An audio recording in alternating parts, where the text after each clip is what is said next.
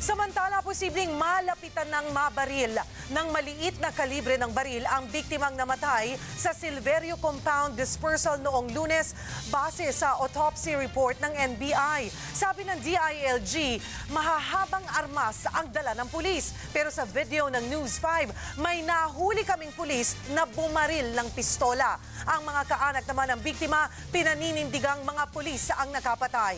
Edison Reyes, ikwento mo. Hindi mapigilan ni Mang Juanito na maluha habang ikinikwento ang pagkamatay ng kanyang anak na si Arnel Yunor.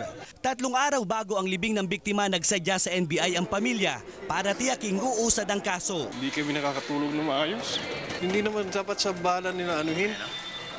Pwede na lang kaya naman pigilin siguro sa hindi bala. Handa raw nilang panindigan at ilantad ang mga testigo na magsasabing mga pulis ang nakabaril sa kanilang anak. Sa autopsy ng NBI, napatay si Arnel sa balang 9mm o kalibre 38 na maaari lamang manggaling sa revolver o handgun. We can say with absolute certainty na hindi siya high-powered firearm.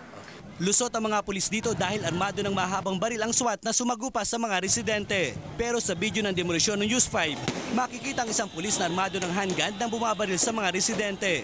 Pero kung NBI uli ang tatanungin, binaril o nabaril si Arnel ng malapitan sa distansyang kalahating dipa. We would say na more than 24 inches ang distance. At saka bakit babaril siya ng mga kasama niya roon na sumpak?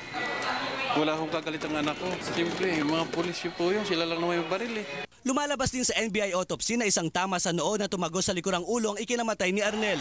Aksidente lang bang nabaril si Arnel ng katabi niya o inasinta siya? Sana nga, sumuko na sila pa. Mabigyan ng katarungan yung anak ko eh. Edison Reyes, News 5.